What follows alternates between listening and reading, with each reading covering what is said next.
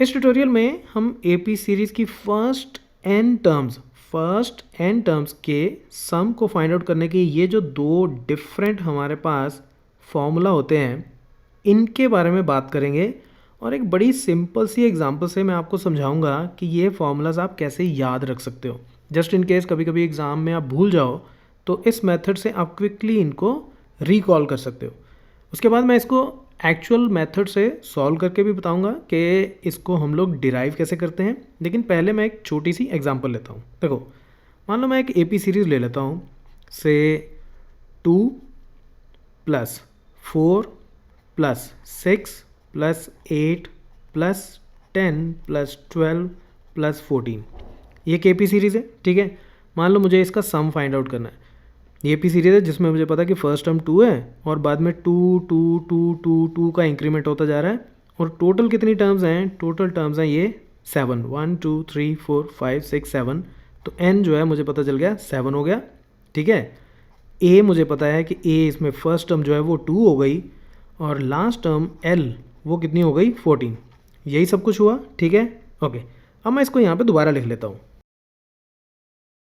तो मुझे मान लो कि इस एपी सीरीज़ की फर्स्ट 7 टर्म्स का सम फाइंड आउट करना है और इसका जो भी सम है उसको मान लो मैं बोल देता हूँ कि वो s है।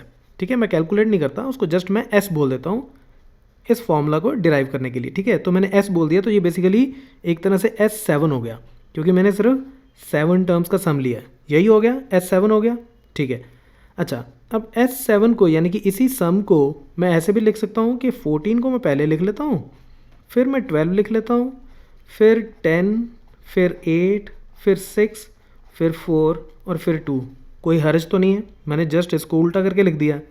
ठीक है, अब एक काम करते हैं, इसको बोल देते हैं इक्वेशन नंबर 1 और इसको बोलते हैं इक्वेशन नंबर 2 और इन दोनों को ऐड कर लेते हैं। तो जब मैं इन दोनों को ऐड करूँगा तो लेफ्ट साइड को लेफ्ट साइड से ऐड करूँगा तो ये हो जाएगा 2 times s7 is equal to 2 + 14 16, 4 + 12 16, 6 + 10 16। तो ये सारी वैल्यूज़ जो हैं वो मेरे पास 16 आ गई।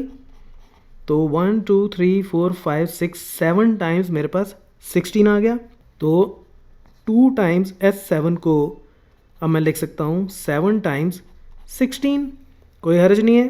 ठीक है, यानी कि इसको मैं ऐसे भी लिख सकता हूँ कि ये 7 × 16 जो है ये एक्चुअली 2 + 14 है, यानी कि फर्स्ट टर्म और लास्ट टर्म का सम है।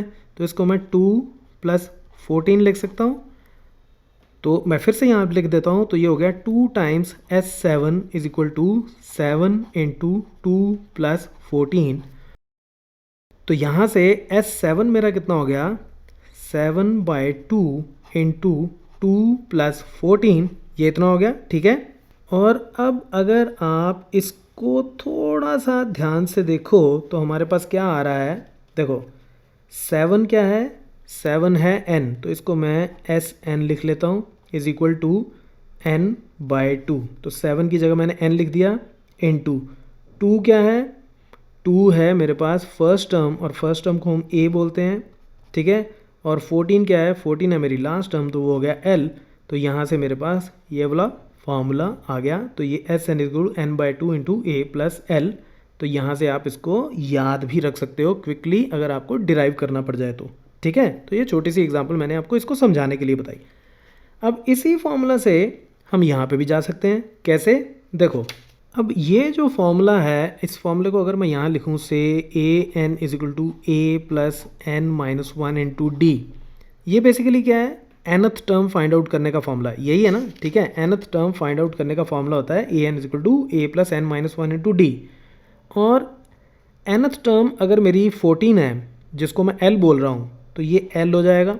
ठीक है, is equal to a + n-1, n को 7 डालूँ या अभी फॉर द टाइमिंग में n-1 ही डाल देता हूँ। ठीक है, तो लास्ट टर्म जो है उसको फाइंड आउट करने का ये मेरा फॉर्मूला हो गया a + n-1 × d। ठीक है, क्योंकि nth टर्म जो है वो l है, nth टर्म l है तो l को मैं a + n-1 × d लिख सकता हूँ। तो ये वैल्यू अगर मैं यहाँ पुट कर दूँ तो ये कितना हो जाएगा? n/2 × a प्लस ये हो जाएगा l की जगह a + n - 1 × d। तो इसको जब आप सॉल्व करोगे तो हो जाएगा n/2 इंटू ये हो गया 2a plus n-1 into D, that's it. तो ये फॉर्मूला अगर आप ध्यान से देखोगे ना इस फॉर्मूले को कभी भी, तो ये formula actually a plus l ही होता है। इसी में से a अलग कर दो तो बीच में ये निकल आता है a plus n-1 into D. तो ये एक a जब आप छोड़ देते हो तो a plus n-1 into D यानी कि लास्ट टर्म आ जाती है। तो इसलिए इन फॉर्मूलाज को याद रखना इस तरीके से बड़ा आसान हो जाता है, ठीक है। तो ये तो हमने एग्जाम्पल के पॉइंट ऑफ व्यू से कर लिया। अब हम इसको टेक्निकली सॉल्व करते हैं। अब मान लो हमारे पास एक AP सीरीज़ है जिसकी फर्स्ट टर्म a है और कॉमन डिफरेंस है d, ठीक है। फर्स्ट टर्म a और कॉमन डिफरेंस d है, तो यानी कि ये सीरीज़ बन जाएगी पहले a, फिर हो जाएगा a प्लस d, फिर हो जाएगा a plus 2d and so on करते करते करते करते अगर मुझे nth टर्म तक जाना हो तो देखो nth टर्म तो मेरी बनेगी a plus n-1 into D, ये बनेगी nth टर्म। और इससे एक पहली टर्म क्या बनेगी, वो बनेगी a plus n-2 into D, यही बनेगी ना, ठीक है। तो ये बेसिकली इस तरह से मेरी AP सीरीज़ बनेगी। और अब मान लो मुझे इसकी n टर्म्स का सम लेना हो तो Sn मेरा क्या बन जाएगा, मैं शुरू से 2 ले लेता हूँ, लास्ट की 2 लिख लेता हूँ, तो उससे थोड़ा इसको लिखना आसान हो जाएगा। a प्लस फिर आ जाएगी अगली term a plus D plus so on करते करते एक ये और एक ये टर्म लिख लेता हूँ, लास्ट की 2 टर्म्स, यानी कि a plus n-2 into D plus nth term है मेरे पास a plus n-1 into D. देखो nth टर्म के बारे में अगर कोई कन्फ्यूजन हो तो जो लिंक टॉप राइट कॉर्नर में मैं दे रहा हूँ उसको जरूर देख लेना कि ये फॉर्मूला कैसे आया था, ओके। अब फिर से वही बात, हम इसको उल्टा करके लिख देते हैं। पहले मैं ये लिख देता हूँ, फिर ये, और फिर लास्ट में ये और ये टर्म।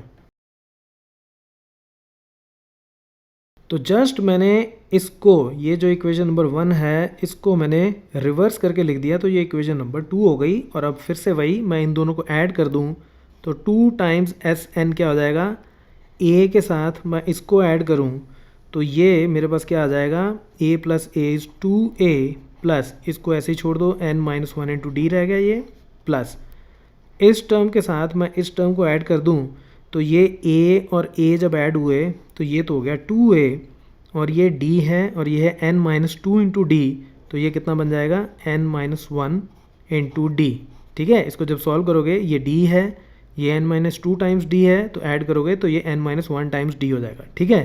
प्लस सो ऑन करते करते इसको और इसको ऐड करो, इसकी सेकेंड लास्ट टर्म को और इसकी सेकेंड लास्ट टर्म को, फिर से वही रिजल्ट आ जाएगा 2a plus n-1 into d, और लास्ट में इसको और इसको ऐड करूँगा तो फिर से वही रिजल्ट आ जाएगा। तो अल्टीमेटली हुआ क्या कि 2 टाइम्स Sn मेरा कितना हो गया, ये कितनी टर्म्स हैं टोटल, n टर्म्स, क्योंकि इसमें ये n टर्म्स थी, ये n टर्म्स थी, तो ये भी n टर्म्स हो गई। तो n टाइम्स ये सारे ही सेम है, ये हो जाएगा 2a plus n-1 into D, इतना हो गया। तो 2 को उधर ले जाते हैं तो this implies Sn is equal to n/2 into 2a plus n-1 into d, और यही हमारा फॉर्मूला है और ये यहाँ पे हमने निकाल लिया, ठीक है। अब इस सीरीज़ की लास्ट टर्म हमें पता है कि ये है a plus n-1 into D, तो अब Sn को मैं लिख सकता हूँ n/2 into a plus a, तो 2a को मैंने स्प्लिट कर दिया तो a plus n-1 into D, इतना हो गया। और ये a plus n-1 into D, a plus n-1 into D मुझे पता है ये लास्ट टर्म है और लास्ट टर्म को हम l बोलते हैं, तो इसको मैं बोल सकता हूँ कि Sn is equal to n, this implies Sn is equal to n/2 into a plus ये जो ये वाली टर्म है ये सारी ये मेरी l हो गई, तो यहाँ मैं l लिख देता हूँ। तो ये वाला फॉर्मूला मैंने यहाँ पे डिराइव कर लिया, राइट। तो अल्टीमेटली ये दोनों फार्मूलाज एक ही फार्मूला होते हैं, ठीक है। इसमें ऐसा नहीं है कुछ बड़ा ही डिफरेंट और बड़ा ही यूनिक सा कुछ अलग से हो गया, कुछ भी नहीं है। इसी में से ही ए को अलग करोगे तो आपको लास्ट टर्म मिल जाएगी। So that's it from this tutorial, keep watching मैथमाफिया।